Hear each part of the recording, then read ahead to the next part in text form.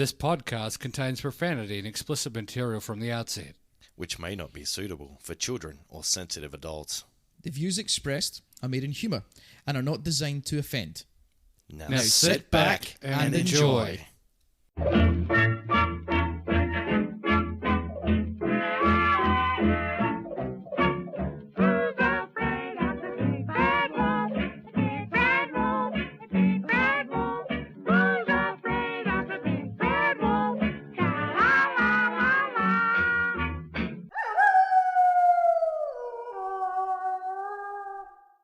On air. On air and in your butt. On air and in your anus. I'm leaving it in. It's like a dirty word. I'm leaving it in. I'm leaving it in. Leaving it. Leaving one where? I'm leaving it in. The podcast. Okay. Okay. Oh, yeah, put it in my podcast. Oh, yeah. I'm leaving it in. You like that, listener? You like that in my podcast? You like that riding the podcast, listener? Oh, I'm leaving it in. I'm leaving it in. I'm going to do ass to podcast. We should try podcast to mouth. Podcast to mouth. That's a trap. Well, funny. Podcast to mouth. It's the new sex move. I'm actually going to leave all that in. Ladies and ladymen, welcome to episode number 7 of the Three Little Pigs podcast.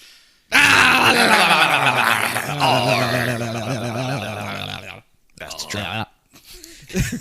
Today we bring you another episode full of grim tales, treachery, and maybe even a laugh or two. Treachery. I like it.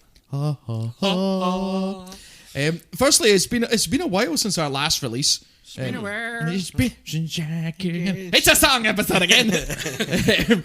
We were due to have another one, or this one out already by now, but some life got in the way, which has knocked us back a few weeks. But Yeah, fuck, I hate life. but fear not. He's got to get a lifeline number there, Dave. 1-1-1-4. 30 seconds into the podcast this time. Yeah, it's getting sooner. Welcome to the Three Little Pigs podcast. The phone number for lifeline is Just start every episode. to start. Yeah, so the content is still being produced and it's still being thought about, and we're still raring to get it out there to tickle your earlobes. So stick with us. Yeah, we had a bit of a break between this one and the last one. So I would like to hope that our podcast tickles people in other places too. oh yeah, Because I'm down for that. all the major areas. The Elbows. erogenous zones. Is that what Yeah. they're called? Yeah. What could be? Erogenous. Could be. What's that? What's that mean for stupid people like me? Pleasure areas. Oh, tickly yeah. bits. But there are a lot of them on the human there body. is, yeah. There's like 14 or something, isn't Yeah. there? Back at inside of your elbows, one of them. Back of your knees. Yeah. Back of your knees is one of them. 4 inches in your anus. That, also another one.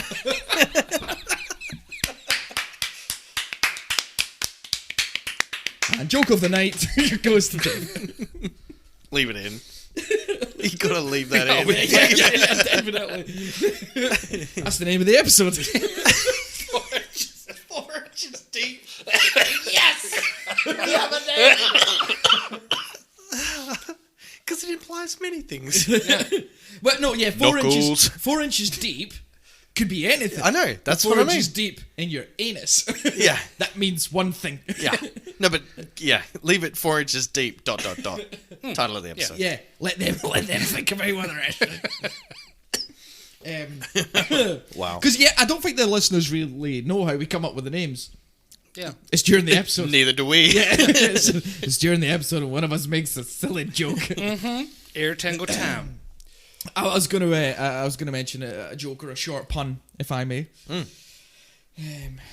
It takes a big man to walk away from confrontation, but it takes an even bigger man to cut a giraffe's hair.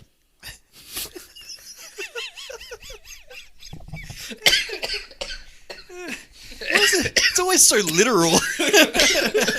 It's true though. Yes. Yeah. I'm going to get that tattooed somewhere. On your face. What's that scripture on your face? You're a pure religious man. Nope. Do you know anything about giraffe haircuts? It's like one of those fuckheads who get those like Japanese written tattoos, and they and they know nothing about like the culture or whatever. Yeah. What does that mean? Yeah, or the translation's not what they thought it was. Yeah. Just get it written in Japanese. It says lobster dog fight vagina. Wow. And what does the one in Japanese say? That could also be an episode title. Yeah. Lobster dog fight vagina. What's a vagina? Sounds like the title of a YouTube video I'd probably watch. Yeah. Lobster dog fight You know, vagina. when you get into that hole in YouTube, Yeah. like you've sat. My YouTube's really weird just now because I ordered a. I watched the video first, right? So what happens is, it goes from watching episodes of Gordon Ramsay's Kitchen Nightmares, right, and then you start getting like food type videos come up all the time, and I don't mind that because I enjoy food, as you can tell. I enjoy cooking, and this video came up for there's a YouTube channel. I'm not going to share it; it's pointless for me sharing it. But they cook. They're British, mother and son, and they own a Chinese takeaway in England somewhere, and they brought out this channel where they actually cook Chinese food like as you would in the takeaway, but they show you how to do it in the house. So they show you all the secrets and the things they use and stuff. So, the MSG. Yes, it is. Yes, it is. So I bought the book on the MSG cooking. It's called the MSG cookbook. Yeah. Apparently, because I read a study, it was on Wikipedia, so I don't know if it's true. But they done this study of so many, like 1,000 people, and only 2 of them showed genuine signs of like the Chinese food come down that you get. They couldn't correlate anything to do with MSG to how the people were feeling after the food. Yeah, so and apparently the cookbook that I've ordered that's coming as well, they've cited some scientific research and a few papers as well, kind of debunking, because it's been used in Chinese food for hundreds of years. Well, however long it's been, maybe not 100 years, but for so a long it's just time. it's like an urban myth sort of. Well, it's like salt. It's a flavour enhancer. Yeah, that's exactly. So you get yourself in that YouTube hole. Where you start off watching Ramsay's Kitchen Nightmares, and then you end up ordering MSG cookbooks. and then you order the MSG cookbook, and before you know it, you're on a well-known website that you're looking for a current series about the prison system in England. Like you just jump between these things. I know, like, I know the hole well. Yeah, and getting in a YouTube hole. Yeah, 4 inches deep Yeah, in a 4 YouTube inches hole. deep in a YouTube hole. I'm going to click subscribe. Nice. Yeah. So apart from the couple of YouTube holes I've been 4 inches in the last couple of weeks, we've been not bad. There was a big music announcement recently. Indeed. I did hear that. Iron Maiden, Kill Switch. Kill Switch, yeah. Iron Maiden, meh. Yeah. Well, that was the same reason we were going to Metallica. Yeah, I guess so. Yeah, but Iron Maiden's going to charge you 200 clicks, or probably even more. They're pretty expensive when they came. You reckon? Oh, as much because Metallica was quite expensive. Yeah, it's true. It's very, very true. Plus, I don't think. Quote, I remember our communal associate who's acquiring tickets said, I think one of the last times they came, it didn't sell out. Oh, okay. So, They just reminded me of like, you know, Iceman. Well, Stag. Every time we talk about that communal friend, he's always like, "What the fuck's a flinny?" Have they never met? No. Yeah, so I think it'd be good. I'm off, so I'm down for going. Yeah, we'll see if Kiss I Switch. can. I'm not gonna go. Why not? I don't know. I'll find out how much the tickets are. You'll get tickets. No, I'm not going. Sorry, lads. You're just hoping their lead singer doesn't go back to rehab. Yeah, pussy. I can't name the word. the sun. Yeah. White man came across the sea. He brought us pain and misery. Something like that.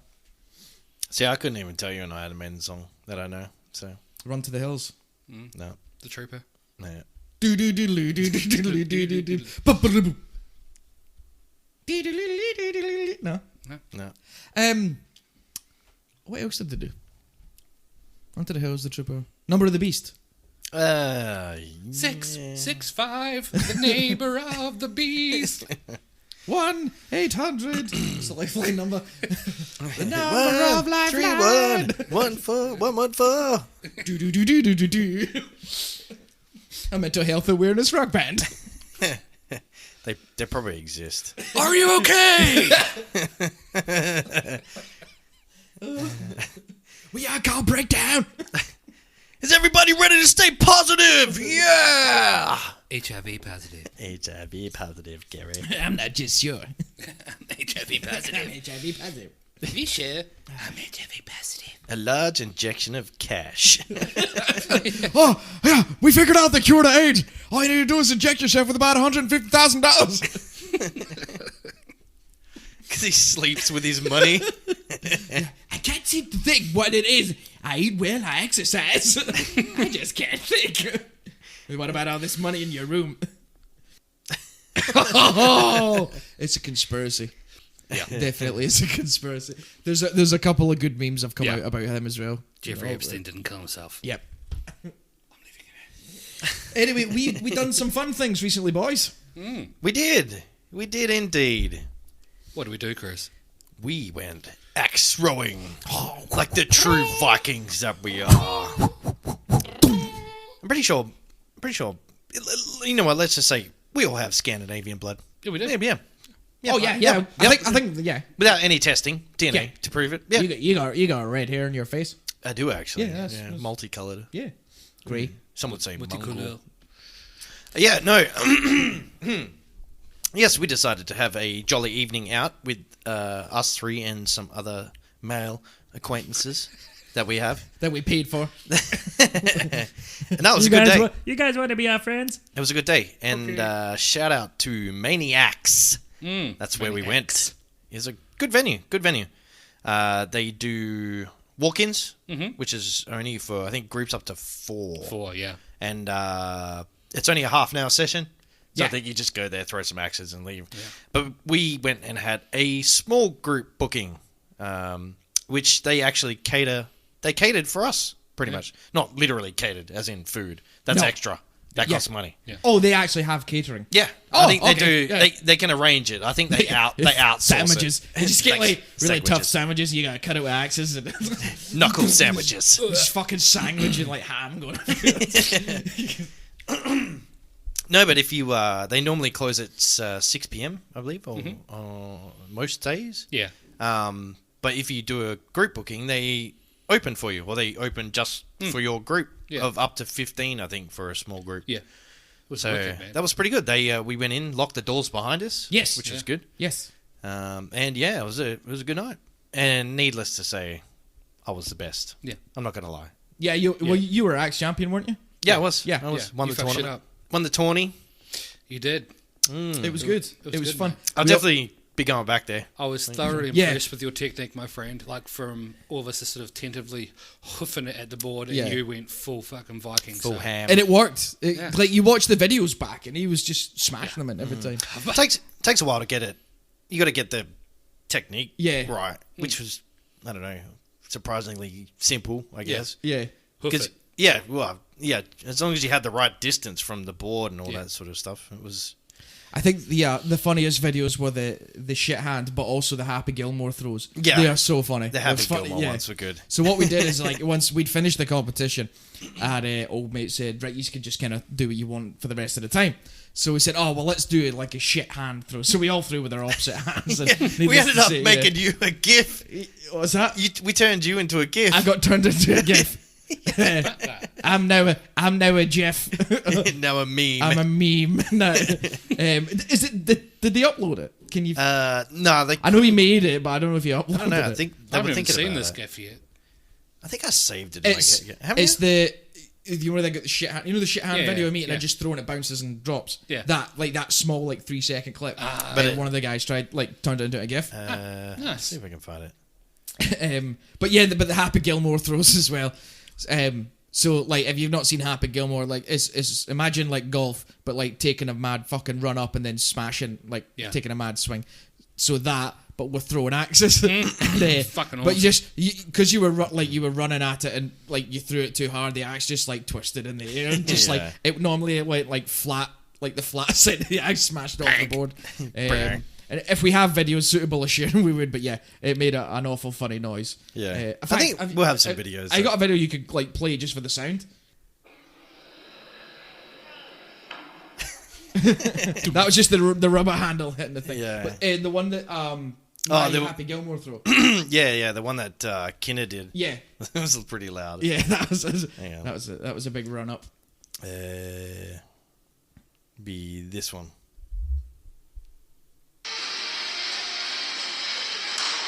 So that's the sound of an axe. The flat end of an axe slapping off of a wooden board. You know what? In Viking times, that's still an effective hit. Yeah. And that's on target. It's still gonna fuck you up. Yeah. You would still get knocked the fuck out. Yeah. If you're in the right spot. Yeah, he died because of blunt force trauma with an axe. How do you get blunt force trauma with an axe? Well, the man that threw it's not very good. Not very good at all. He's not good with axes.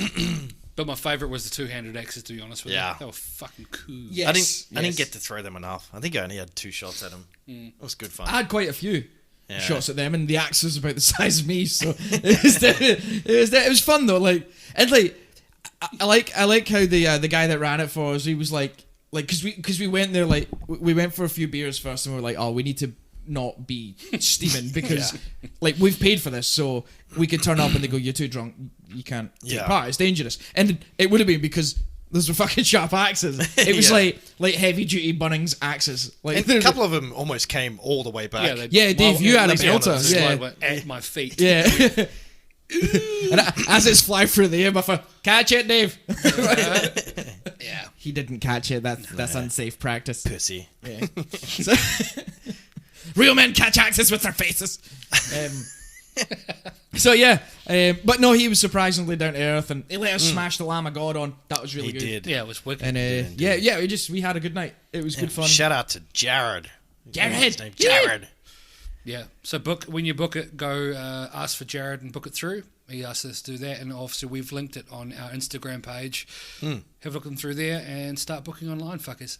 Yeah. And you never know, if you look through the photos of people taking part, there could be a photo of us in there. It could be. Somewhere. There could be. You'd have to guess which one it is. Yeah. You probably know.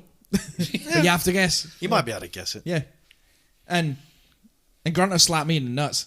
Yeah. Oh, during the photo. Yeah. Yeah, the old sack tap. Yeah, the old sack slap. I think Cheeky boy. I was licking the blade seductively. And then Jared told me to stop. Yeah. You cut your tongue off. No. You get mad. It was for inappropriateness. He's like, oh, put your tongue away. I might not be able to use that. I must have been really good at it.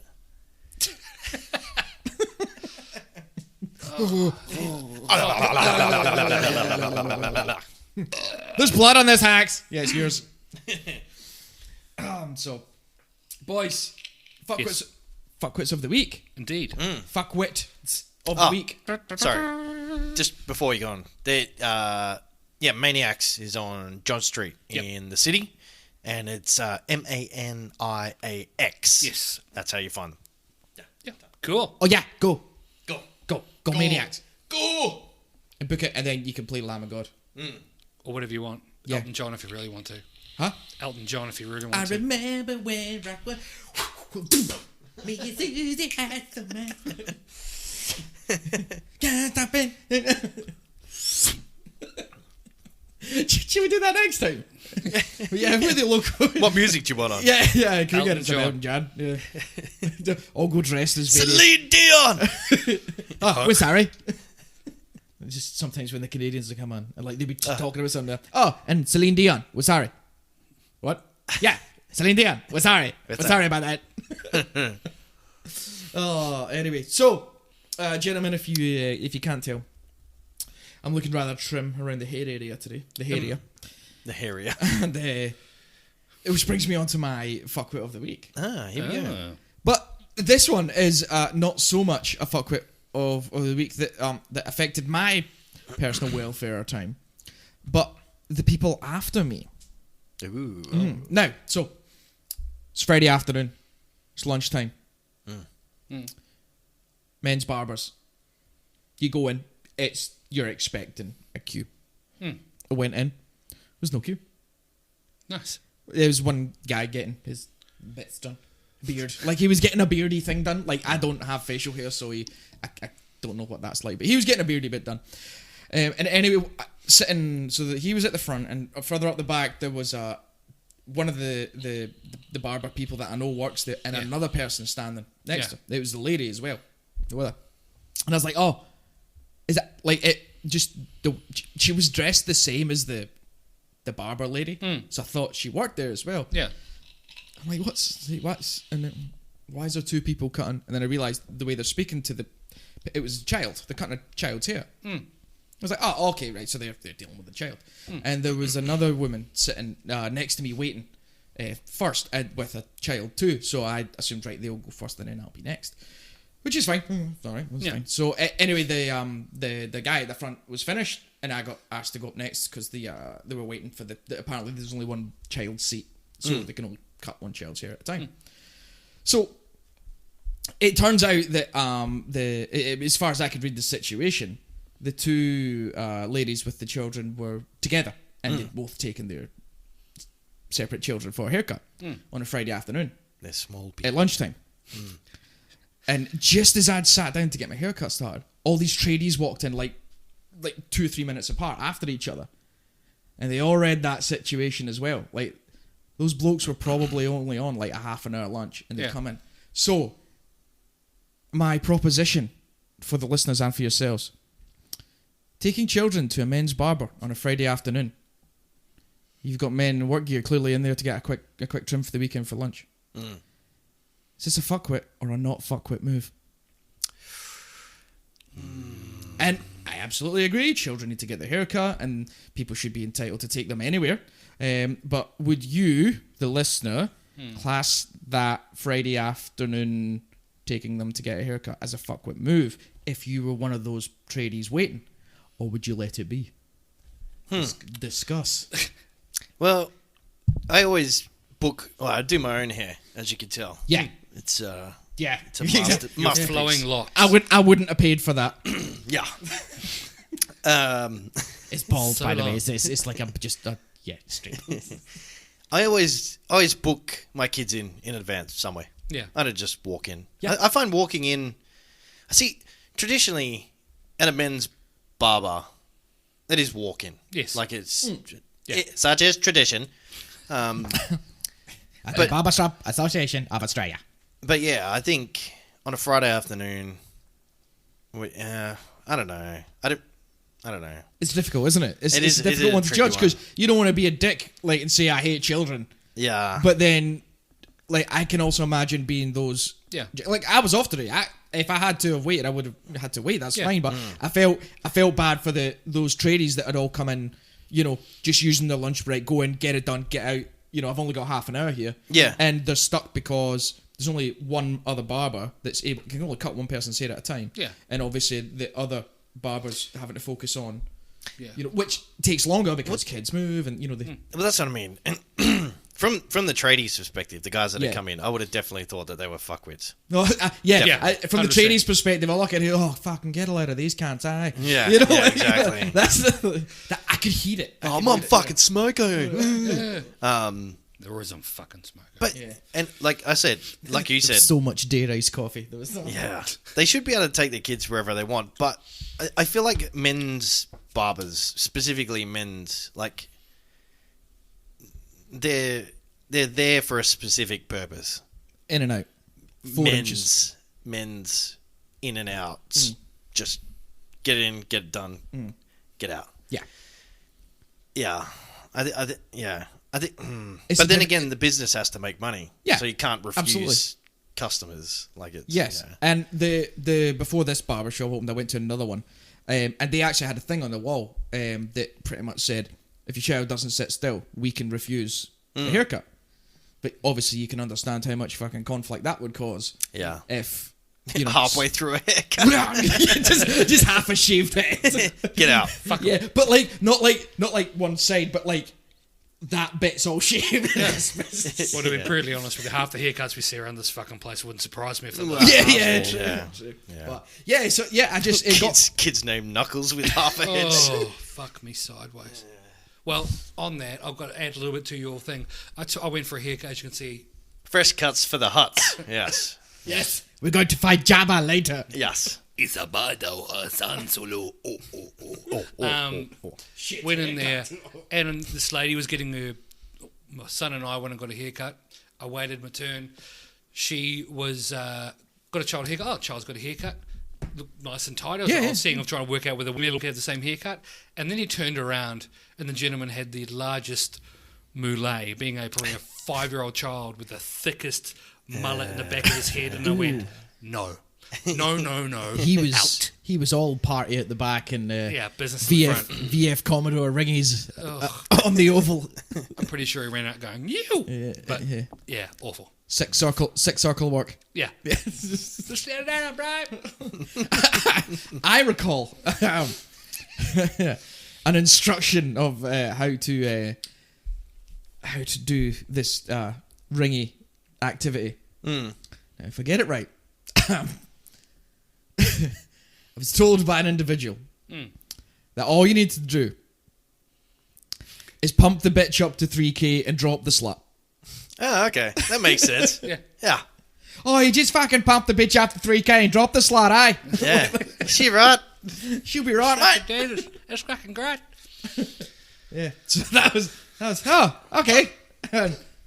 Can I just take my groceries now? I just want my hair cut, man. Can you just cut my hair? So I thought because that one didn't affect me because I was like the first in the queue, but I felt sorry for the tradies that were in there, so I thought I'd open it up for discussion. Yeah, it's a bit of a double-edged thing. A fuckwit move. There's obviously fors and against. I don't personally have children. You gentlemen may have children. Yes. It's one of those things. Indeed. Again, does it fall down to queue etiquette? No, it falls down to being a fuckwit. Because A, for the side of the parents with the kids, and B, for the side of the tradies, if you want to make sure you get your hair cut, fucking make an appointment. Problem solved. So they're all fuckwits. They're all fuckwits. Yeah, all of them. They're all fuckwits. They're all fuckwits. Make a booking. You all win a prize. Good call. Yeah, I like it. And there we go. There we go. Discussion over. Problem solved. Thank you. I'm going home. Everyone is a fuckwit. Yeah. All right. How are we looking for time? This 7 o'clock. This podcast is sponsored by hemorrhoids. Hemorrhoids. And that's what that noise was. All right, hang on. The pain in my ass, the pain in your ass. Hemorrhoids. 4 inches deep, hemorrhoids. You got hemorrhoids? Buy this butt cream. Bleeding for your anus. Hemorrhoids. It's not our fault you got the golden butthole, Stan. So, as I discussed off-air, if you want to call it off-air, this week I'm going to be focused on all things gaming related, I suppose. Yes. And for anyone in the... So, the latest Call of Duty has just been released. Yes. I think it was on the 5th. Looks right, man, there. I think it was on the 5th. And so this is a bit of a hot topic in those circles. Hot topic. So the latest rendition of Call of Duty is Modern Warfare. It has no suffix. It's just Modern Warfare. It's, Have we not had that? Yes, we have. There's been Modern Warfare, I think, like 1, 2, and 3. Now this has just gone back to being Modern Warfare. One again. And I think the whole idea behind it is just because it's just a revamp Of the first one, yeah. The series or whatever. I'll talk more about that, about the game itself later on, because it's a bit of a perler. So, but anyone who plays it and anyone who knows the game now, so my fuckwit of the week, or fuckwits of the week, plural. Anyone who uses the 725 shotgun in COD, you're a fuckwit. You are a fucking fuckwit. I have died so many times by cunts just fucking running around with this shotgun, and because it's like a semi long range one, so you can almost not snipe with it, but it's got some distance. I'm having flashbacks of the dual model 1887s. Yeah, is that what it is? It's kind of. Yeah. So this is if you're close enough, it's a one shot shotgun. So it's only a double barrel break action, right? Yeah. But you can hip fire it and only have like half the reticle on someone, and it'll kill them. It's like the cheesiest method ever for fucking killing people. Yeah. I mean, yes, it takes a little bit of skill to hunt people down and to stay quiet and get in the right spots and all that shit. But it's just a cheese method of fucking aiming and shooting. There's no skill. As long as you have half the fucking reticle on someone. ADS is a bit different because if you aim down sights and shoot someone with it, it takes a bit of skill because you've only got 2 shots. Yeah. And it's got like quick fire as well. You can burn through 2 shots and then you got to reload, and you usually get killed anyway. So, but no, for people who just run around and they just swing onto you and pull the trigger and you're dead. Yeah, so it's a see and shoot, and you're generally hitting. Yeah, and you generally kill someone. Oh. So my fuckwit of the week is anyone using the 725 shotgun in COD. Get good, you fucking piece of shit. You are fuckwits. It's like the panic knife. Remember the old panic knife from Black Ops? yeah, pretty much. Can you imagine that in real life? 2 soldiers standing at the far end of a room, just like like that with knives. So, but yeah, there's definitely it needs to be nerfed somehow. They either need to reduce the damage or increase the reload times. Because even though it's only a 2-shot, it's got a reasonably quick reload. Or reduce the accuracy. Yeah. Well, yeah. Like, in reality, like me to you, you're dying. But like, me to the back door from you. The 725, because there's a similar shotgun. I can't remember what it's called. There's a similar shotgun in Rainbow Six Siege. It's the exact same shotgun, but I don't know if it has a different name. But that is a sniping shotgun, but it runs a slug pellet. Which is understandable because it runs the solid rather than the spray. So I think the idea is that this shotgun runs the slug as well, but it's all the sprays and slugs. Yeah, pretty much. All the spray is just big giant. It's a shrapnel gun. That's what it is. Yeah. This gun fires claymores. Oh, yeah. There's another thing just on that. Oh, this can tie in as well. Recently found out, someone must have worked it out, but also last night when we were playing, someone's worked out. I shouldn't even say this because I don't want people to find out. All 8 of our listeners are all just fucking running. Everyone will know it by now anyway. You can attach claymores to the fucking drones. You get to fly around.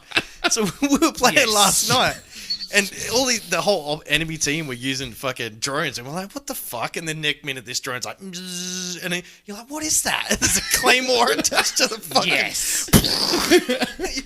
Get fucked! That must be so funny. Yeah. Like, I remember, I can't remember what Call of Duty it was when you used to get the noob tube. Remember the noob tube? You get the M16 or whatever it was with the grenade launcher thing. 1 for 2. You used to just cause fucking chaos because if one or two of you started it, there was a map that was like on top of some skyscrapers, and it was just like a noob like tubes are back. Slim, but like it was a thin and all we like you'd like one person would start it, and then like the second person in your team would do it, and if it like people got carried away, then before you know, the whole team's just standing at one end fucking firing grenades. But then this rocket coming back is just chaos. So it's just noob tubes are back as well. So which is good. Nice. But so anyone playing Modern Warfare using that 725 shotgun or attaching claymores to a drone, you fuckwits. Except if it was us, because then it'd be really funny. Yeah, I wish I worked out the whole claymore drone thing. That must be good. Like, see if you got like all your mates on comms and you're drunk and you're just, all right, let's go. Yeah, drones. Yeah. Free kill. just 6 drones flying around the map with fucking claymores on them. Such bullshit. Outstanding behaviour from those gentlemen. I kind of hope they leave it in. In theory, it's cool. possible. Yeah, it's possible. Yeah. fuck, it's hard to shoot them drones. Like, you can't- it's coming for me.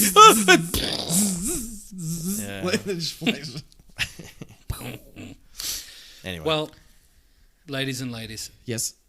my fuckwit of the week is brought to you by Monster Energy Drinks. Is he called cow? Yeah. It is, it's sponsored. I've gone a wee bit international with mine this week, and it relates to a 26-year-old Texan man who visited his local emergency room experiencing chest pain. All his vital signs seemed normal, but then the doctors found a blocked artery. The man then revealed he was consuming 8 to 10 energy drinks every single day. So 4 litres of energy drinks every day. Oh, no. The doctors believe the excessive amount of caffeine caused a blood clot, which would have led to a heart attack had he not gone to the hospital that day. Wow.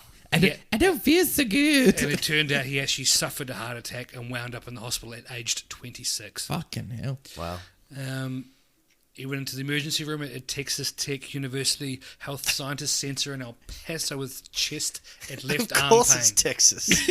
Everything's bigger in Texas. Yeah!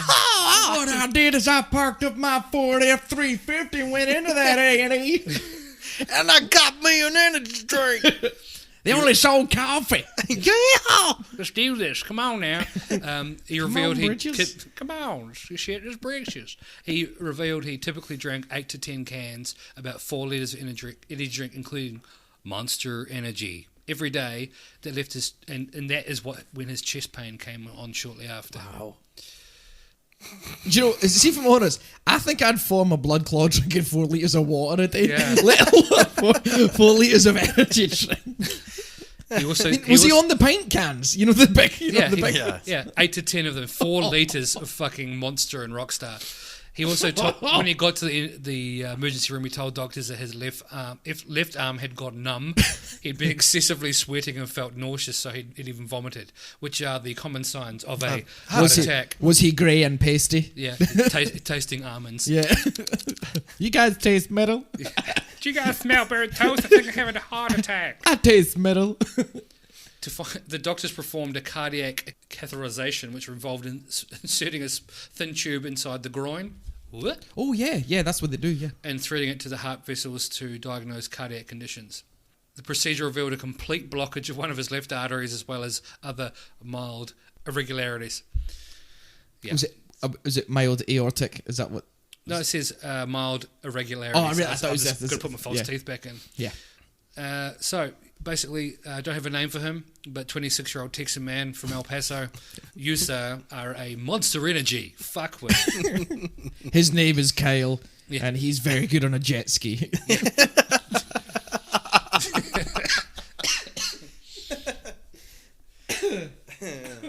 Wow. Yeah. He must have the shits so bad. Like, Yeah. I get the shits after one coffee. I need a pen. Bathroom! Bathroom, man! I'm coming, poop agains. Surely you know that's not good for you. Like, fucking hell. It says it on the can. Don't more drink than this. one a day or something. Yeah, Yeah. don't fuck. One a month. So he's a panos. A panus. Yeah, panos in the anus. Jeez. He's 4 inches deep in energy drinks. Yeah, Fucking literally. hell.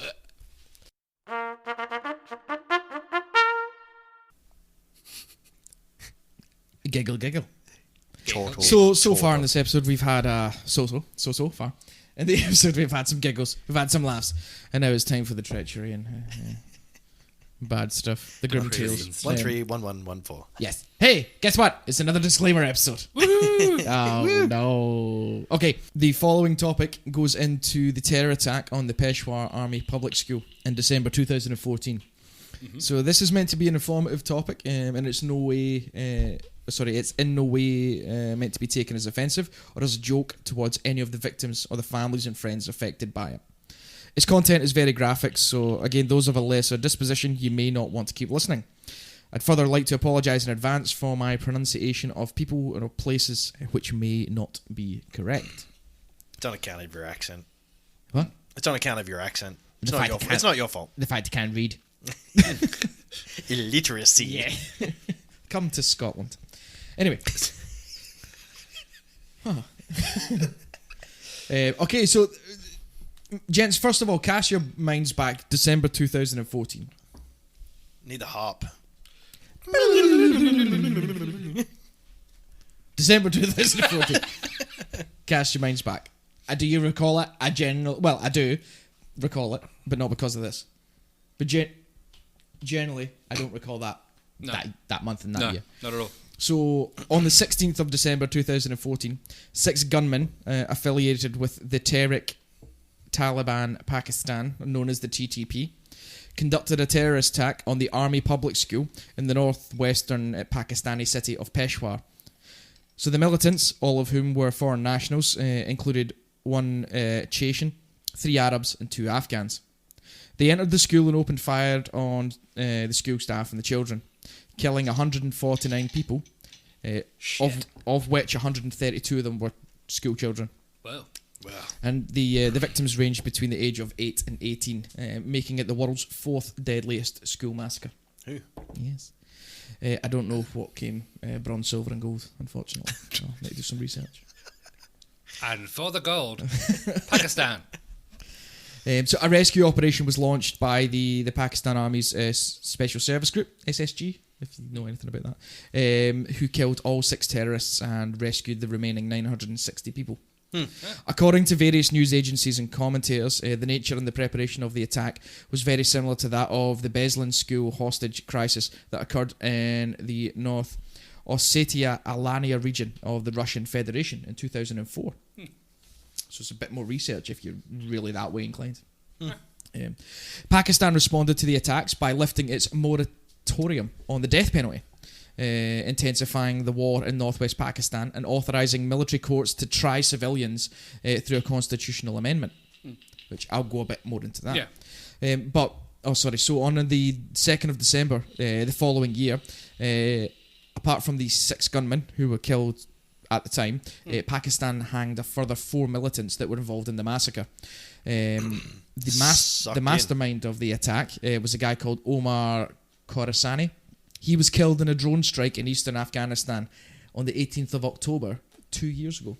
Oh. Wow. Yeah, so he survived in a couple of years after this. Was the claymores attached to the drones? It was drone claymores. Claymore Drone drones. claymores.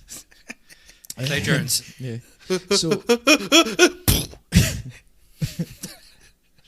Sorry, that's the noise I make when I see one coming Oh, towards okay. me. Yeah, it's not an impression of his last moments. No. Well, it could be. Did he sniff some? Did he sniff some pepper? Like, all you do is you put your finger up to your nose and it goes away. Anyway, the Supreme Court of Pakistan upheld the death sentences of a further 2 more convicts involved in the attack, and again, it's actually got a case.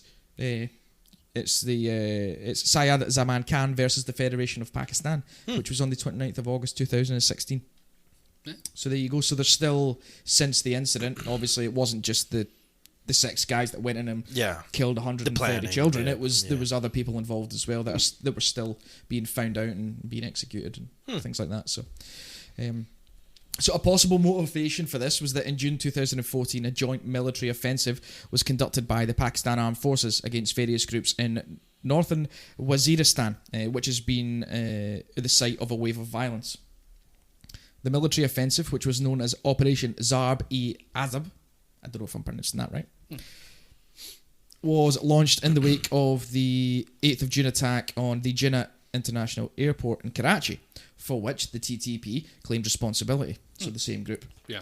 It's also part of the ongoing war in North Pakistan, in which more than 2,100 lives have been lost so far. And according to the army, almost 90% of the north of Waziristan has now been cleared. So there's obviously of the TTP. It just says has been cleared. So I would suggest that's what it is. It's a big conflict area, a big conflict site, and I'll go into that a tiny bit more as to why I'm talking about this tonight. So on the day of the attack, there was a total of 1,099 students and staff who were registered in the school at the time. The attack began around 10:30 a.m. When 7 gunmen, 7, debatable, wearing explosive belts entered the school, having scaled the walls. Before entering the school, the gunmen set fire to a Suzuki van, which they'd arrived in, which created a distraction for the guards. Misdirection. So the terrorists were bearing automatic weapons and grenades. They moved straight toward the auditorium, which was located at the centre of the complex, and they opened fire indiscriminately on the first lot of children who were gathered there for first aid training. Wow, that's ironic. Yeah, it's ironic and also very sad. Yeah. Yeah, it's very... Do they have Gentle Annie, like the CPR machine lady? Possibly. Okay. Yeah, what's it? It's Annie, the Annie doll things. Yeah, they could have been, but it's just kids at school doing basic first aid. Yeah, and who are these guys? And then something like this happens. They must be here for the first aid training. Yeah, maybe this is a real life scenario thing. Yeah. It's sorry. According to the Director General of the Inter-Services Public Relations, the ISPR, which practically is the PR department of the Pakistani military, the terrorists did not intend to take any hostages, but instead wanted to kill as many people as they could. As they opened fire, many of the pupils ran towards the two exits on the other side of the auditorium, but many of them were gunned down in the garden. Commandos from the Special Services Group of the Pakistani Army arrived at some point. Another report that I read states that it was within 15 minutes, which is pretty quick in the grand scheme of all these attacks that you hear about over the world. Yeah. Generally what they say first 4 or 5 minutes and it's done. Yeah. This was 15, so that's pretty quick. Yeah, for sure. So that was another report I'd read. And at length, the SSG succeeded in cornering the attackers, all of whom were wearing these suicide vests linked with explosives. So the attackers all died in the confrontation, and some of the soldiers got injured by the shrapnel from the vests, but there's no reports of the soldiers dying in the recovery. The attack was estimated to have lasted about 8 hours. And even as it continued, parents gathered at the gates of the school compound. I guess you can only imagine what these parents were going through at the time. Yep. Again, according to various reports, 150-ish people were killed by the gunmen, and a further more 100 were injured. So again, the responsibility for this massacre was claimed by the TTP, and the leaders sought to justify the massacre as retribution for the violent government attacks on its members. So, the Iraq Taliban Pakistan group, which are a militant they're a militant Islamic movement. So they're thinking, you attack us, we're going to attack a school. Yeah. So in the view of knowledgeable observers, the most probable provocation was this operation Zarbi Zab, which obviously was the government anti-militant offensive in northern Waziristan, which apparently that is one of Pakistan's tribal regions. So hence why it's probably quite a big conflict area. So the massacre aroused worldwide condemnation, and in response, Pakistan reinstated the death penalty after a 6-year hiatus, pretty much. Wow. And it executed many suspected Taliban militants on top of that. So again, December 2015, Pakistan hanged 4 men linked to the attack at the school. Yeah. The men were sentenced to death by a military court and are the first to be hanged in relation to the attack. The hangings came just 2 weeks ahead of the anniversary of the attack as well, which again, that kind of shocked the nation. Yeah. And again, the massacre itself prompted a crackdown on militants. It says here on Islamist militants, but I guess you could create that for all militants. But obviously, that's the militant that's causing the issues. The war. That's what the conflict is just now. But it also prompted the establishment of the military courts to try terror suspects and the resumption of capital punishment after this 6-year hiatus. Yeah. So the trials on these 4 guys, they were held in the military court, but the proceedings were shrouded in secrecy. So they never told anyone that it was taking place. A recent military statement claimed the convicts were linked to the little-known Tawheed wal Jihad group of the Pakistani Taliban. So it's a kind of another group of that. And it's said to have admitted involvement in previous attacks on military targets, including the 2012 assault on the Air Force Base in Peshawar, but didn't specify how they were linked to the Army public school shootings that I'm talking about. So there's no way of knowing if these 4 men were provided adequate legal defence or if they appealed against their convictions in the court, which obviously is allowed under law. Yeah, so, of course. They can technically appeal it, but they were just hanged. Yeah. So it was probably quite a quick trial, if I'm honest. Well, if it was done like you said, was it done through the military justice system? They reinstated. Now where is because that operates differently to civilian courts. So. Yes. So what the report that I was reading described it is that it was a moratorium of capital punishment. So pretty much, I think they kind of put a pause on capital punishment for 6 years. But because these attacks happened, they decided that no, we're going to start trying these people under like terror-related offences in a military court. Yeah.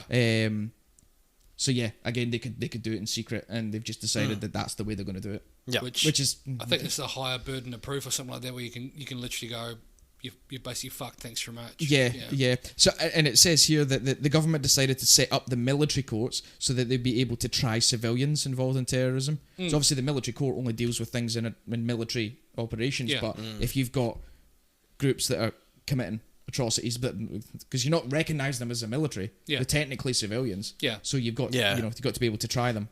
But they've either organised themselves or named themselves as militia anyway. Yeah. So they've declared themselves military in a way. In a way. And again, as with everything like this, this move to set up the military courts to try civilians, it was opposed by human rights groups who argued it would lead to miscarriages of justice and summary executions. Now, I get both sides of the sword on that. But given the circumstances, yes, there may have been people completely wrongly tried on that. But when they're specifically stating four specific individuals that were believed to have direct involvement, one could safely suggest that was the right guys they were looking at. And they've not just grabbed 800 people and went, you're all involved, we're going to hang up. You know, that I understand that that's a complete miscarriage of justice. For sure. But when, it would suggest. I don't know. I've not done the research that far. I forgot to quote my sources for today. Wikipedia, the BBC, and The Conversation. I think the website's called The Conversation. Yeah. Okay, cool. The BBC. Yeah, it was actually quite good. It's quite a fun read. So just that was the topic in short. That's it. It's done. Disclaimer over. Now, didn't your original knowledge for this topic come from another source? Yes. So, on the topic itself, I'd invite our listeners and yourselves to think back to that time, because personally I can't recall much coverage or acknowledgement of that incident personally when it took place. This might be a timely reminder that atrocities such as these take place all over the world and can generally go unnoticed, especially to Western society. I got onto the topic because I was getting an Uber home one night, drunk. And I got into discussion about the driver, about how great Australia is as a country. Obviously, we shared the common bond of being immigrants, which is because that's technically who I am. Yeah. And obviously, we're from two very different parts of the world. But he brought up the topic as his family and friends are still back in Pakistan. They're still caught up in this civil unrest and uncertainty. And we were talking about the kind of civil unrest, and I was asking him what was going on, and he mentioned this attack, and he wasn't like, it wasn't a shock factor, but he was like, there was an attack in 2014 where 150 kids got killed. Yeah. He's like, did you know about that one? And I was like, no, I didn't. I don't remember reading or hearing anything about this. Yeah. So again, a timely reminder that things are happening at the other side of the world to you that are going unnoticed. But yeah, we had a good old conversation about it, and I gave him a 5-star rating because it was a good chat on the way home from the city. So, excellent. Yeah. So yeah, there we go. I informed him of the podcast and said that I'd probably cover the topic. So there it is. Army Public School 2014, an attack that took place that I never knew anything about until a couple of months ago. Nor did I until tonight. No, same. I like being educated. Thank you very much, Joe. And that's I'll try not to do anything so sinister next time, because it's a couple of sinister weeks I've had on the topics, isn't it? Yeah. It's a few. It's no airsoft or piano tuners. No. I may be going to the piano tuners ombudsman of Sri Lanka next week. I'm pretty sure that's not a thing. It could be. You never know. Stand by. What do you got for us, Chris? All right. Herpes. Wash your hands. I always wash my hands. They don't make water hot enough. You can't wash off. No, we don't. All right. This week, I am, like I said, sticking with the gaming themes. And just before I go into my topic, just wanted to mention again the Modern Warfare that's just been released. It has a single player campaign. Now, the Call of Duty campaigns have always been notoriously not controversial, but they don't shy away from current affairs. Current affairs. Yeah. And this one is nothing short of fantastic and confronting. Ooh. So I don't want to give away any spoilers, but it's definitely worth a play for you people out there who are debating whether or not to get it. Yes, the multiplayer is a whole different aspect, but the campaign alone, probably roughly 6 to 8 hours, so not that much content as far as some games go. But definitely worth picking it up for a play, even if you want to just do the campaign and then return it within 7 days or whatever, and you get your money back or whatever. But yeah, very confronting, very real. You have to make some choices in the game, which are... But is it... Don't shoot the... civilians. The child. Don't shoot the child. What? No, there is... Yeah, I know. How did you know about it? Have you played it? He shot the child. I've watched some YouTube clips where there was a lot of people getting very angry because you can... Yeah.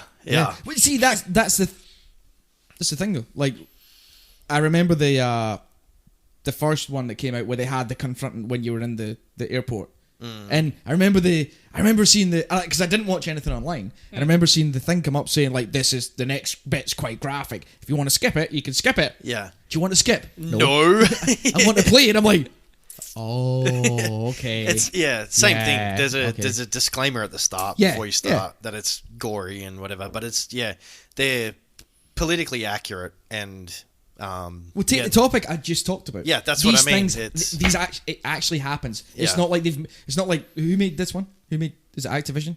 No, I think they split from Activision. There's a few. There's Raven and Beanox. Can't remember what the main one is. The main developer. But anyway, it's not as if they just made it up for a laugh. No. Like these are like things that happen all over the world. Yeah. And one of them's I want to tell you guys, but I don't want to put any spoilers out there for people listening. The hardcore gaming community. Yeah.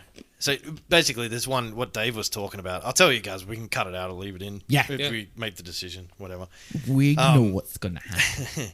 Yeah, so there's one, it's towards the end of the game, and you end up capturing one of the second in charge of the terrorist group, and you need to extract some information out of him. So, and the whole time you play as like either the SAS or the Marines or whatever. Nice. So the SAS, is part of the SAS, you capture this guy, and he won't give you the information you need, so you end up kidnapping his wife and son. As the SAS, and you bring them into the interrogation room, and like you as the player, you have to make a choice. Like it's like it's like I can't remember. There's like a button sequence, like not a sequence, but it gives you an option to press a button. It's like the guy who the leader, the commander of your unit is like, are you going to stay or do you want out? Basically, because shit's about to get real. Do you want to stay in the room or are you fucking so leaving? To you as the player. Yeah, as the player, get to choose whether you want to stay in the room room or fucking get out. So, of course, I chose to stay. Yeah, of course you did. And he hands you this fucking hand cannon, this 357 thing. And it's like, tell us what we need to do, man. And he's like, fuck you, you're not going to do it, rah, rah, rah. And then it makes you, like, the game makes you fucking point the gun at the kid and the wife. Oh, wow. And you're like, I don't want to do this.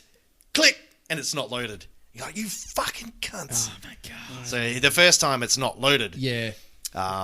Next time it is. And then and then that's what he uses it as to upgrade the threat level. Yeah. He loads, and then your commander's like, tell us what we want to know, and he's feeding bullets into the gun, and he does give it back to you.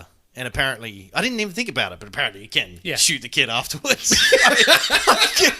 Because Fish told me, I was like, oh man, how hectic was that bit where you had to, make that choice, that whole thing.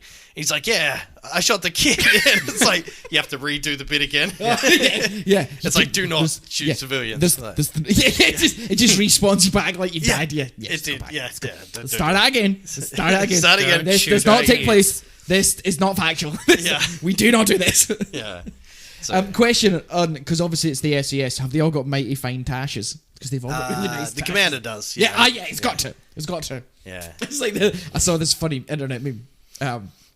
It was. I'm sure I've told you, and I'm sure this has been on the podcast before. I'm going to say it again because it's topical.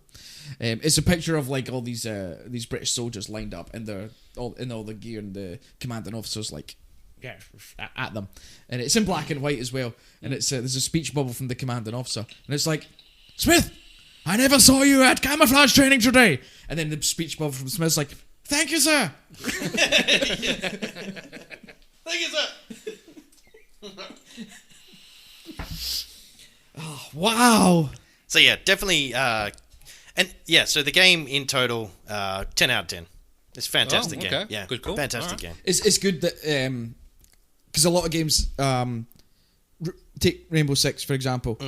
There's no real single player aspect to that game. No, excellent game. Yeah, no real single player aspect. It's so it's nice for a game to come out that's got good single player, but also equally better multiplayer. Yeah, the multiplayer's it's similar to most of the CODs in certain ways, but it's also different. It's not as run and gun as it has been in the past. Like, not as hectic.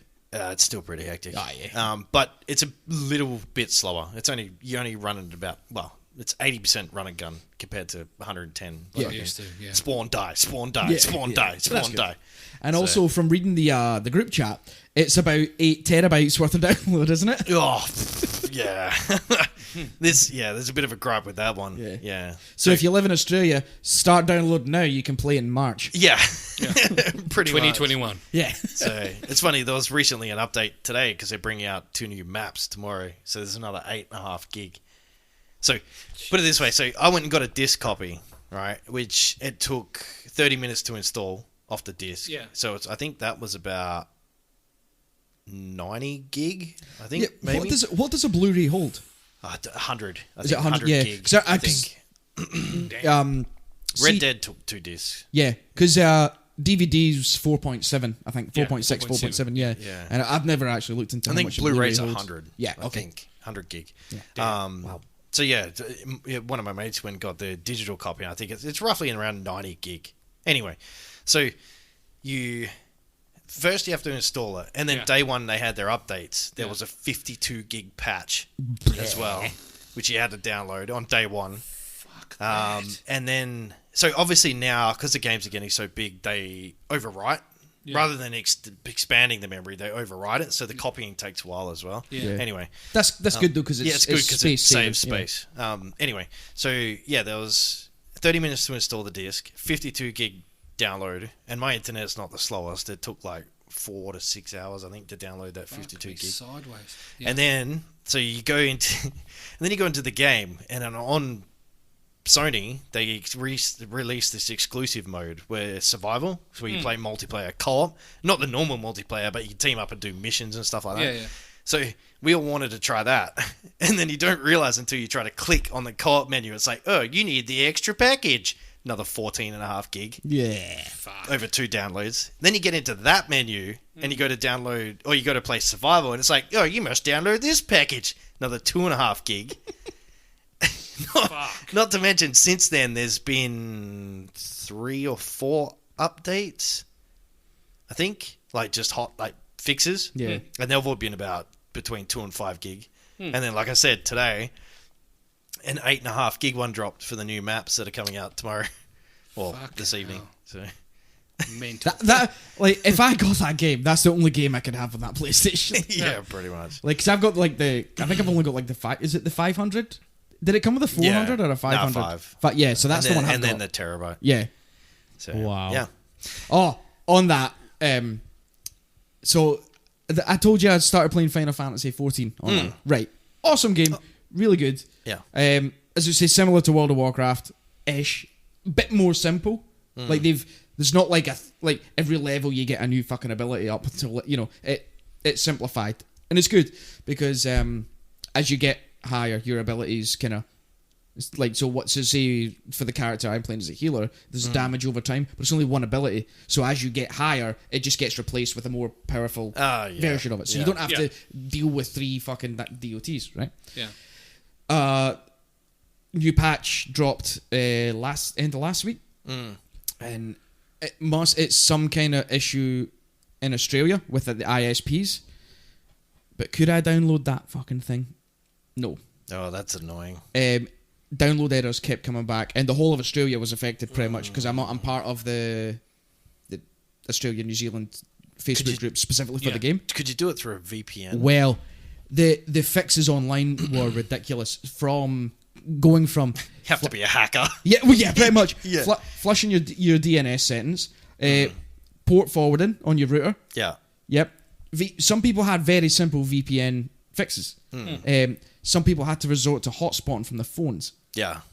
All these various methods, all because Telstra being the biggest ISP, there's some kind of issue with them connecting to the servers in Japan.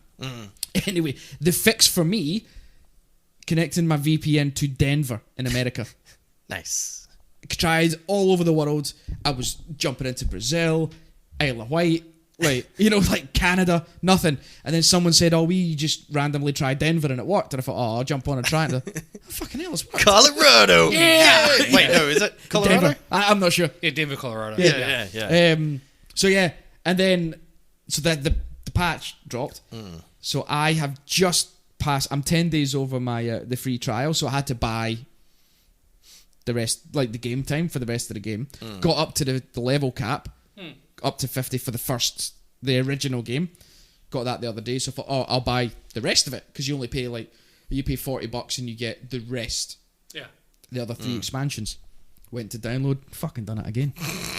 So it's every download I've now got to connect to Denver. Damn Colorado. It's fine because it worked, but when it's going at 2 meg per second, it takes, and it's a 20 gig update. It takes a long time. I was so raging, but it's a good game. I'm still playing it, so I'm having fun there. But random fixes like that. Like Final Fantasy 14, Modern Warfare is crossplay as well. So I've finally... I can play you bastards. Yeah, we can. Yeah. Have you got it yet or not yet? No, are it's you going to grab list. Yeah, next payday. Yeah, so you could get Final good. Fantasy on PlayStation, and, and we technically could crossplay. I had a recent similar game. I went and got Black Desert. And the servers for that, they only have American servers or Korean servers. Oh. So, I don't know, the server lag, and if you're saying Final Fantasy only got servers in Japan. Yeah, but what's happened is the general trend at Australia and New Zealand is all stuck to the same couple of servers. Yeah. And I jumped onto one that's not predominantly, but a majority of but you still get players you get massive ping though, massive lag. Is it PvP in Final There is. I've not played it. Yeah, but the PvE, even when I'm playing, it's really good. So there's no delay between button presses and... I've had one issue on connection, and that was because I ended up connecting my VPN. I was on Isle of Wight to watch UK Netflix. So if you got ExpressVPN, Isle of Wight works for UK Netflix. But you're not supposed to tell them. Because what happens is Netflix closes down that VPN. They recognise that. Until you contact the VPN and tell them to change it. Thank you. Yeah, but then what happens is you jump onto Belgium too, and it's the same, so it's fine. Fair enough. This is fine. This is not illegal. This is fine. So service. crossplay. That's been interesting. Yeah. Especially because remember I switched to mouse and keyboard a couple of months ago. Yeah. On the PS5. Yeah. I'm not bad. Yeah. I'm keeping up with my PC mates. For Final Fantasy, I reckon I would struggle to play that on controller because it's like World of Warcraft buttons, but the way they've worked it on it makes sense on controller when you look at it, but it would take a long time to get used to. It's still a mouse and keyboard game. Like I said, Black Desert was originally a PC game, so they ported that to console. Yeah, and again, games like that, they're just better with a mouse. Yeah, you can be inventory management and fucking spells and all that sort of stuff. So there we go. But yeah, anyway, so on to my topic this evening, following last episode of the PlayStation 5, we are going to be talking about Project Scarlet. Sounds like a strip club. Come down to Project Scarlet and see them titties. Anyway. It's like a dodgy street corner. Yeah. You boys like the Xbox? Where have you been this weekend? Come on down to Project Scarlet. We got the cleanest girls in town. You want to see some specs? And I got some specs for you. So yeah, for those of you who listen to us, you sons of bitches. Well, they're not going to hear it anyway. So, yeah. Exactly. No, but I meant last episode. So the next PS5 is going to be. It has been confirmed. The name is going to be, believe it or not, the PlayStation 5. Shocker! What, the next Xbox is going to be called the No, PlayStation 5? I meant like because they didn't have an official name for it last time we spoke about it. Oh, didn't they? Oh, No, right. Oh, no. sorry. Okay. It was okay. what was it? Project. I was like, what? How confusing is that? The PlayStation Kevin. Do you want it on PlayStation 5 or PlayStation 5? Yeah, Microsoft PlayStation 5. What was it? What's the Stayplation. I can't remember. Oh, I can't remember either. Yeah, was it not like the PlayStation Kevin or something like that? No, it was Project. Aurora? No, that was. No, that was the routine. I can't remember. I can't remember either. See, we speak the content. We don't remember. Comes the out of content. my mouth. I don't remember it. Yeah. Yeah, I don't remember. Never Anyway, happened. so yeah, so they didn't have an official name, and it was only officially announced like last 2 weeks ago or a week ago that it's gonna be the PS5. 5, yeah. Shocker. Who'd So- have thunk it? Who'd have thunk it? Project Scarlet doesn't have an official name yet, but its rumored name is is supposedly the Xbox 2. Kind of boring. Oh, The rumor. It's only a rumor. They could call it something fancy. yeah. Microsoft Stephanie. So yeah, and the naming through Xbox has never really made sense. No. So they went from the Xbox to the Xbox 360, then they went to the Xbox One, and then the One X. Yeah. Which is So- like the PlayStation 4 Pro. Yeah. The One X is the Pro version of the Xbox One. Slightly better graphics and shit. Yeah. Which is funny because if the acronym for the Xbox One X is just Xbox. No. Yes. No, wait. I can't remember. Yeah. So Xbox One X is XB. Oh. XB. Xbow. Crossbow. Grasp. Microsoft Crossbow. Xbox One. Yeah. So it's XB for Xbox, and then 1 for the O, and then X is X on the end.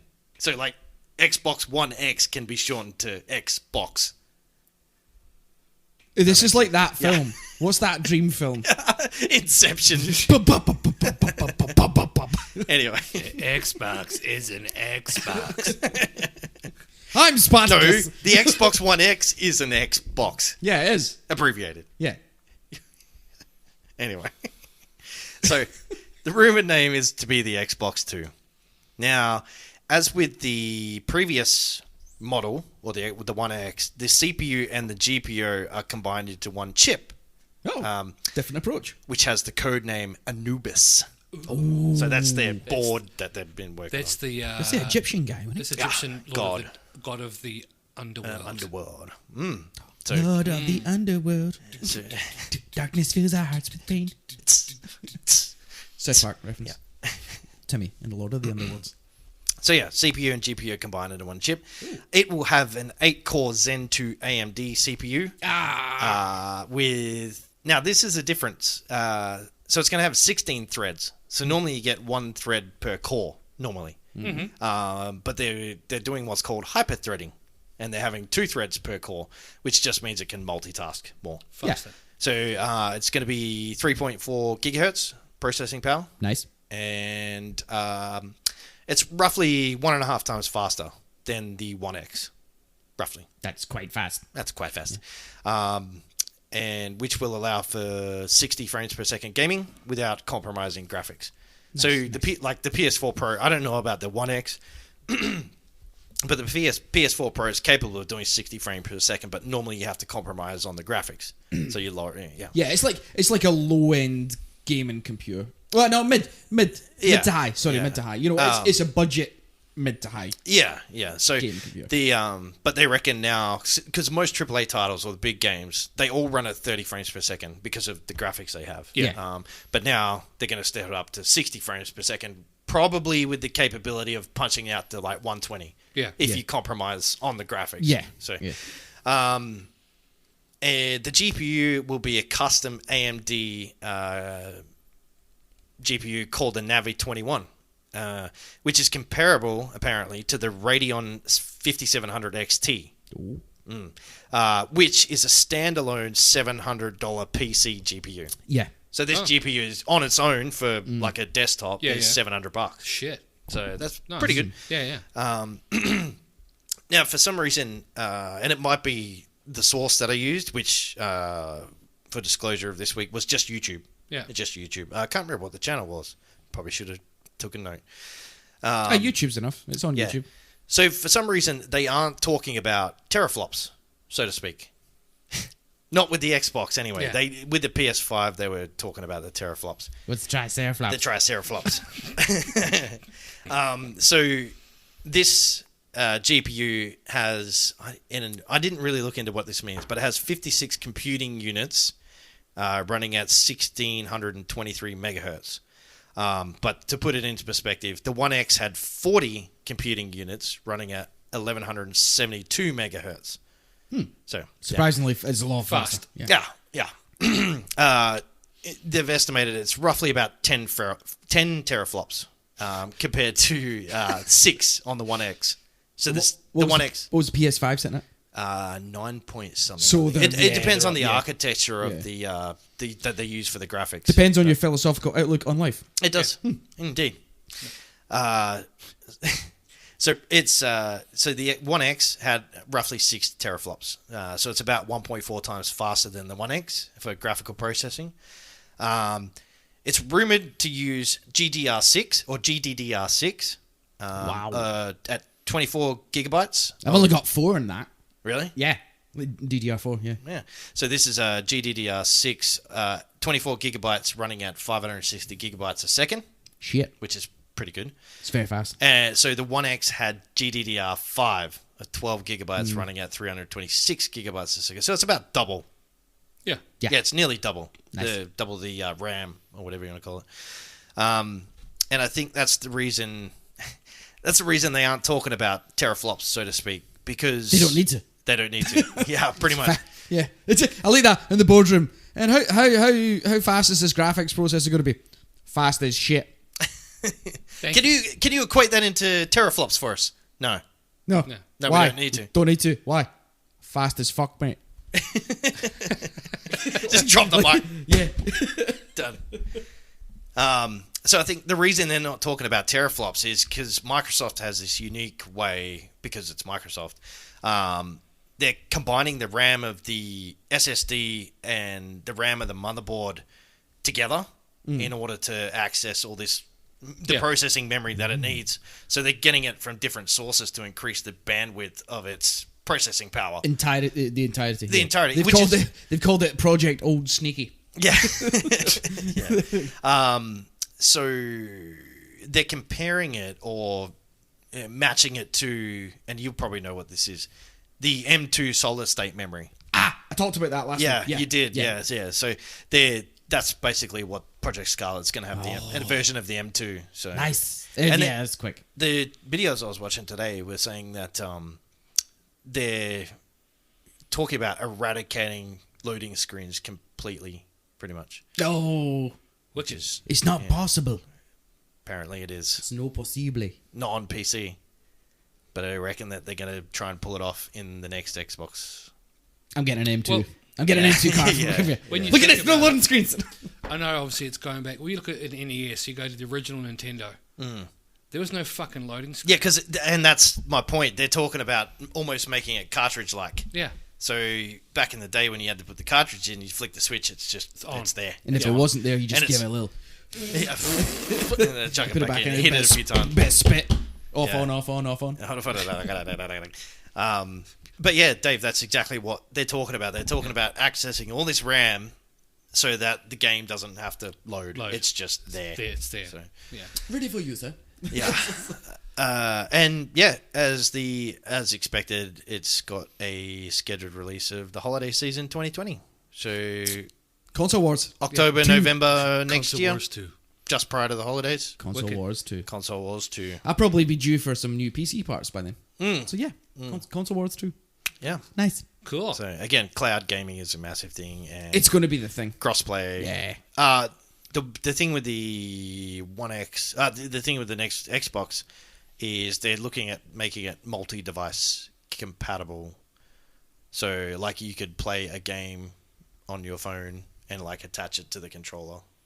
And, like... Yeah. Also, your phone's acting as a screen rather than... As a screen. Yeah, okay. Yeah. Don't they have that? Nintendo Yeah, they've Switch kind of got it now. does Yeah. that. Nintendo Switch Does it? I think you can do that with Apple. Yeah. You can do that with... if you have a Microsoft tablet, one of the Windows... I can't remember what it's called. Like, it's called Windows Glass. We have Windows Glass. You can use that as part of your Xbox screen as well. Yeah. Yeah. Yeah, Yeah, so yeah. they're making it We're getting there though. So you could be sitting at work and your phone's acting like a screen, Yeah. and your console's on, and you're Yeah. yeah, Wicked. pretty cool. Pretty cool. Nice. Or, like, you could sit at home playing on your TV and one of your mates could be versing you at work on his phone screen. Sort of Yeah, thing. Yeah. yeah, that's it. Yeah, Wicked. Awesome. Ninja Pro. That's pretty much it. That's what they should call it. The Xbox Ninja Pro. It's Ninja Pro. I still think... I don't know. I still think Sony's going to take the win. Sony always takes the win. I'm an Android / Microsoft man myself. But I mean, I've got PlayStation sitting through there. But yeah, I don't know. Like, I think the tech's getting too complex for the customer now. Yeah. Like, it's getting Yeah. far too... They're turning into gaming PCs now. Yeah, You know, they are, yeah. unless you sit down and research and have an interest in that. Yeah. You know? Like, Yeah. because I could personally sit and look at different PC components and go and read into them. But someone that's not into that, like, wouldn't bother. And Yeah, no, I then think- it's just down to what's everyone else getting. I think you're right. They're moving away from being consoles to more like just portable PCs, Yeah. sort of thing. Yeah. yeah. And even I was watching some other videos and that today. Like Acer and stuff like that have packages where you can pretty much minimize the size, but choose something that will kick ass. Yeah. It's basically a console. Yeah. Like, Well, Alienware tried to bring out Yeah. that console thing. Yeah. That kind of... It was a media gaming system. yeah. It was just like With a an small operating box. system. And, Yeah, and... yeah, so... Yeah, that's the way they're going, and they reckon the PS5 and the next Xbox are basically mid-tier gaming PCs. Well, mid to high. if it was out right now, it'd be high. Yeah. Right now, this second. but if in you a had one, year, it would be yeah. It's probably going to be, yeah. Yeah, mid mid tier, to but high. a mid tier gaming system for console prices is superior to Yeah. buying Well, you a look at the mid-tier gaming GPU. system. The GPU alone, which is comparable. I mean, Yeah. yes, it's not the 5700 XT, but Yeah. that alone is $700 for a GPU for your PC. Exactly. Yeah. So Oh, yeah, that's it. There we go. thank you very much, Nice. Chris. Continue. Record. Well done. Nice. Yeah, nice. Okay, ladies and gentlemen, I'm going to finish on another cult. He's gonna finish 4 inches deep. Yeah, Into a cult. into a cult. Oh, a cult. Not the word I was thinking. So the way I found this was I decided to. A lot of cults have been done by the podcast and to the death, and we did the Heaven's Gate, and we did the Mexican cult last episode. So I was looking for a weird cult, so I decided to go down a Google rabbit hole, and I found one called the Ant Hill Kids. Ooh. Nothing to do with ant hills, nothing to do with kids. Sounds like a feel-good movie from the 80s. Yeah, The Anthill Kids. Yeah, that's what he said. Is that like? Are they kind of like the Garbage Pail Kids? Yeah, sort of. But See, what the Anthill Mob? Were they not a rap group or something? The Anthill Mob. I don't know. I've got a funny feeling. Chris, this Google it. one's not a rap group. No, So- nor are they the Garbage Pail Kids. No. Well, sorta. No, they live in So garbage. my sources for tonight are from the mirror.co.uk. It's a credible source. Indeed. As well as Daily Mirror. Or in Wikipedia. So I've Definitely credible. Yeah. Factual. So this, I'm going to read from the first couple of lines of this article because it's on point. So, Rock Thorold subjected his followers to horrific abuse until one of them managed to escape. Wait, this guy's name was Rock? Yeah. That's wicked. His surname is Therault. Yeah. Not Thoreau, but Therault. Therault. He was a charismatic leader who believed he was saving his followers from sin. And the doomsday cult leader, Rock Therault, wanted to ensure his believers a place in heaven, following what he believed was the imminent end of the world. Yes. I have a suggestion. Yes. Do you? Well, you won't recall personally, but in back in Romany Jesus-y times, like the Romans didn't like you being Christian or something. Yeah. So to know you were another Christian with fellow Christians, you could draw a little fish in the sand. So you draw the fish. You know the fish. Yeah. And one person would draw the fish, and if the other person would put the eye in the fish, they are of the same kind. Well, but with old Rock Therault thing, there's I think a 70s or an 80s pop song, and I think how it would have went is one person would have went to the other, Rock Therault, and the person would reply, "Don't rock the boat, baby," and then he would say, "Rock Therault," and the other one would go, "Don't tip the boat over." So like a secret handshake. Yes. Rock the rock, don't rock the boat, baby. Rock the rock, don't tip the boat over.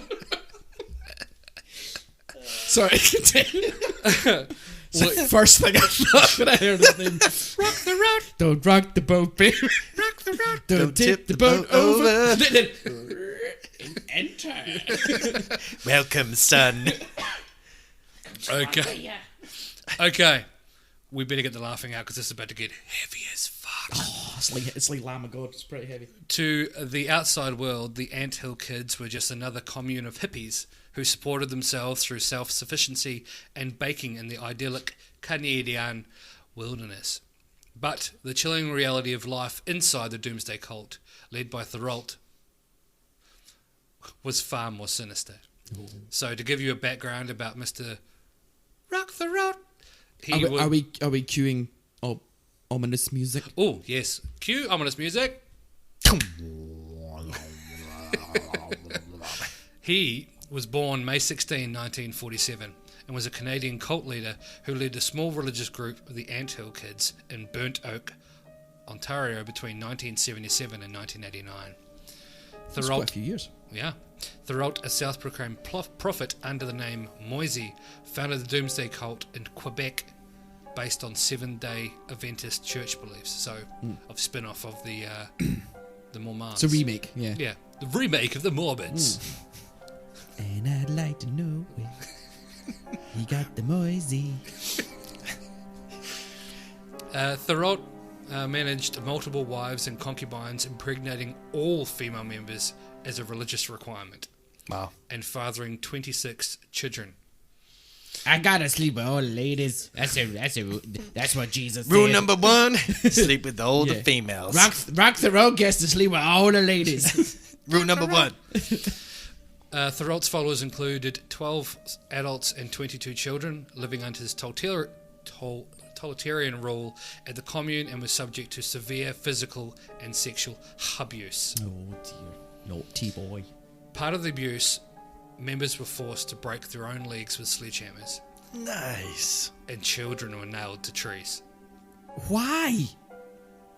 Sex abuse. To absolve them of their sins. Yeah. So if they tried to leave, they were forced to break their own legs with sledgehammers. They were asking where they got the motion. Come on, Rock Therault. You ask too many questions, children. Sex abuse was rife, as well as being made to eat their own feces. Oh my god. Like that. Having teeth and even limbs removed was part of daily life for the 12 adults and 22 children under a spell.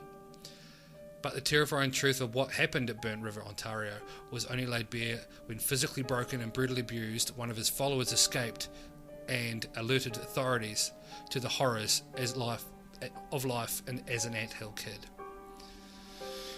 So it's about to get a bit heavier. So I mean, so far this makes the killing tree of Cambodia sound like a romantic picnic spot. Yeah. I mean, I wouldn't go back. Something really bad's happened to you.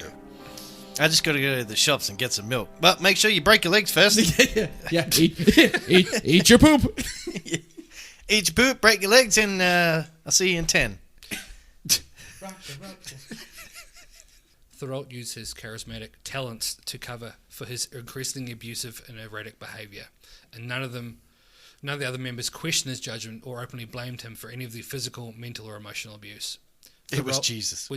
He was. He did think it was Jeebus. I don't think we should be breaking our legs or eating poop, but Rock the Route says it's alright, so, Remember, it's fine. don't rock the boat, baby. Don't tip the boat over. Thurot began to inflict punishments on followers he considered to be straying by spying on them and claiming that God told him what they did. God told me what you did. It always is. It always is the big man. Jesus. If a person wished to leave the commune, Thurot would hit them with either a belt or a hammer. I'd go with the belt. Can I pick belt? Suspend them from the ceiling and pluck each of their body hairs individually, or even defecate on them. Ew. That would take fucking ages. Like, no one's got the time for that. One. Rock did. But the Ant Hill kids raised money by selling baked goods, and members who did not bring enough money were also punished. Fucking hell. We made these muffins. We got broke legs. Please buy my muffins. Please, for fuck's sake, buy my muffins. Buy my muffins. I don't want my legs broken. They're already broken. Okay. My breath smells like shit. Over time, Thurot's punishments became increasingly violent, extreme and violent, including making members break their own legs with sledgehammers, sitting on lit stoves, shoot each other in the shoulders, eat dead mice and feces. A follower would sometimes be asked to cut off another follower's toes with a wire cutters to prove their loyalty. It sounds like my kind of cult. Was he on crack? Like lots and lots of crack. Mm-hmm. Bath salts. Yeah. Yeah. Thurot claimed to be a holy being. And started performing unnecessary amateur surgical operations on sick members to demonstrate his healing powers, quotation marks. These surgeries, including injecting a 94% ethanol solution into stomachs, or performing circumcisions on children and adults in the group. In 1987, social workers removed 17 of the children from the commune. I wonder why. However, we had some reports that we'd like to talk to you about. We're having your children. However, Thurot faced no repercussions for the abusive act. Oh. Now, this is a extreme part of the conversation. No jokes, Chris. I want some jokes in here, but it's going to be... We'll re-record. We'll make some jokes, and some jokes might be cut out for the $1 million Patreon subscribers. In 1989, when follower Solange Bollard, that's French for Solange Bollard. Sounds like a really good chef. Hello, my name is Solange Bollard. Complained of an upset stomach. Thurot laid her naked on a table with no anaesthesia, punched her in the stomach, and jammed a plastic tube up her anus to perform a crude enema with molasses and olive oil.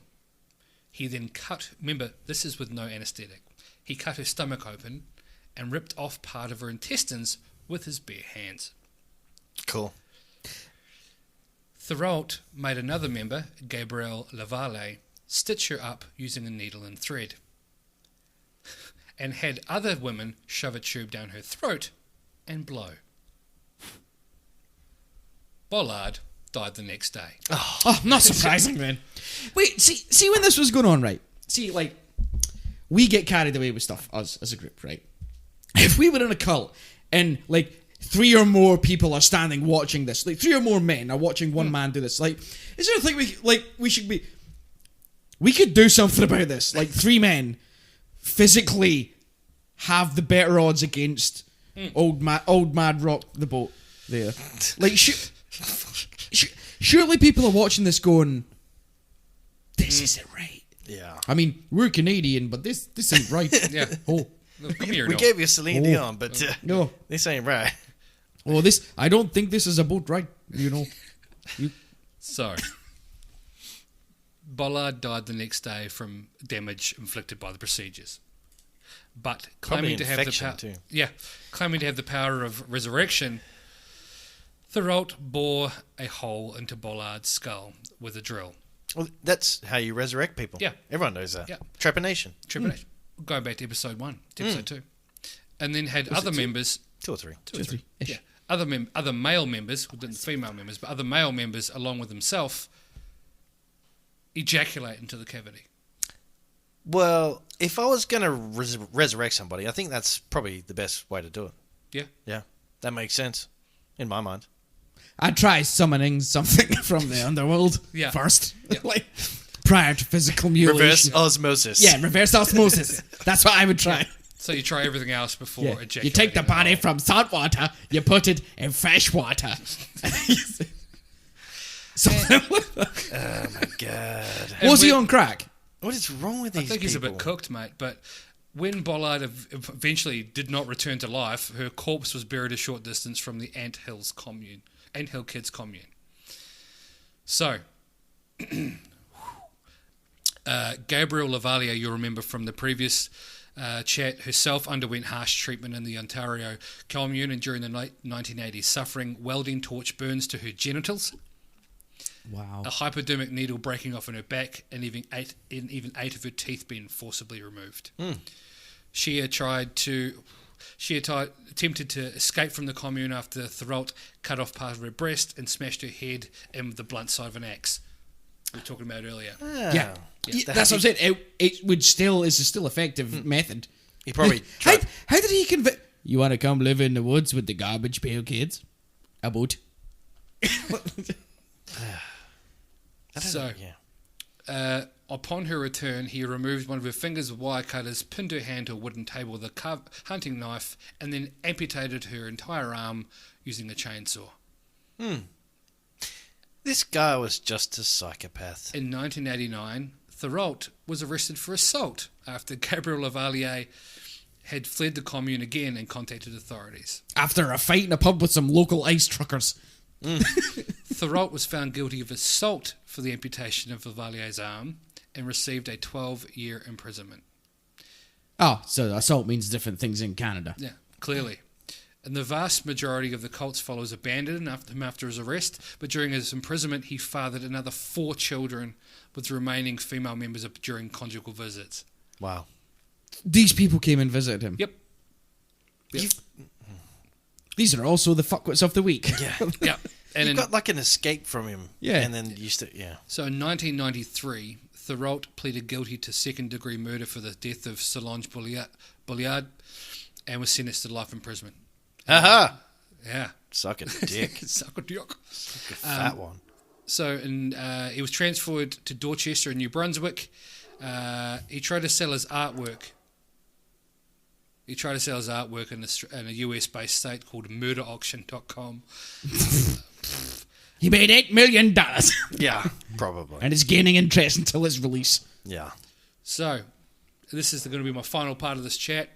On February 26, 2011, 63-year-old Thurot was found dead in his cell in Dorchester Penitentiary. His death was believed to be the result of an altercation with his cellmate, Matthew MacDonald, a 60-year-old convicted murderer from Port, Newfoundland. Newfoundland. MacDonald had stabbed Thurot. Stabbed. Hello. Stabbed him. He stabbed him in the neck with a shiv. Stabbed him in the neck with a shiv, walked to the guard station, handed them the weapon, and proclaimed, "That piece of shit is down on the range. Here's the knife. I've sliced him up." Nice. That's so Canadian. It's so honest, isn't it? Like, oh, that piece of shit is down the range. Eh? Here's a knife. Yeah. I've stabbed them up. Yeah, I'll go into the SEG or whatever they call it. I've never been in Canadian prison. I don't know. I don't know the gang slang in Canadian prison. For those interested, there's a 2002 film called Savage Messiah, which depicts his crimes. And Gabrielle Lavalier, the lady who escaped and survived, minus one arm via chainsaw, wrote a memoir of her life, and it's called The Alliance of the Sheep. It's a book. So, but basically, he was a nutcase who was brought up on originally Catholicism, who then reverted to Mormonism, and then decided he wanted to take things on of his own during the late 1970s, and lasted all the way through to 1989 when he was arrested, and died in 2011 like the dog he was. And he died in prison after being murdered, unlike Jeffrey Epstein. Yeah. Allegedly.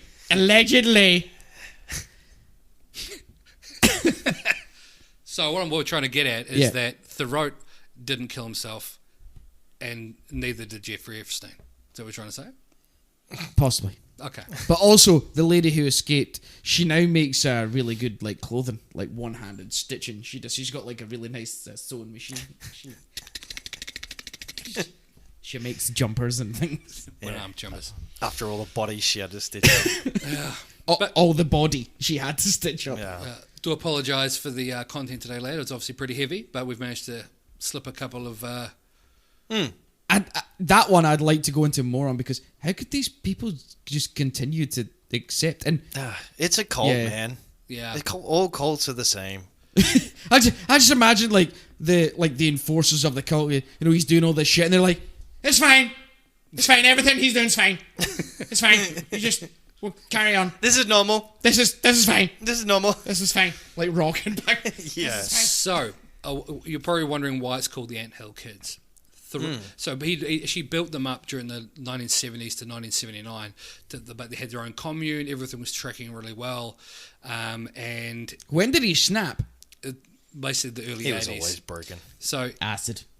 Throat made the commune build their own town while they were relaxed, comparing them to ants working in an anthill, naming the group the Anthill Kids. Yeah, fair enough. And in 1979, because he depicted that the apocalypse was going to occur in February 1979. And when For those not alive at the time, it didn't. Yeah. When the apocalypse did not occur and people started questioning Throat's wisdom, but he defended himself, saying time on earth, or that the time on earth and in God's word were not parallel. So that's when he went on to and started impregnating people, and shit went sideways. And That's this is what happens when psychopaths become leaders. Yeah. They start off with a podcast, and then they start a cult. Blindless followers. Ladies and gentlemen, episode 7. Episode 7. Episode 7. Finn. Feed. Rock the roll. The rock the boat, baby. Rock the boat. Don't rock the boat, baby. Rock the boat. Are we allowed to play 15 seconds of that at the end of the episode? Before the outro starts. Yeah, I might have to. Yeah. Don't dip the boat over, rock the boat, rock the rope, baby. Rock the road.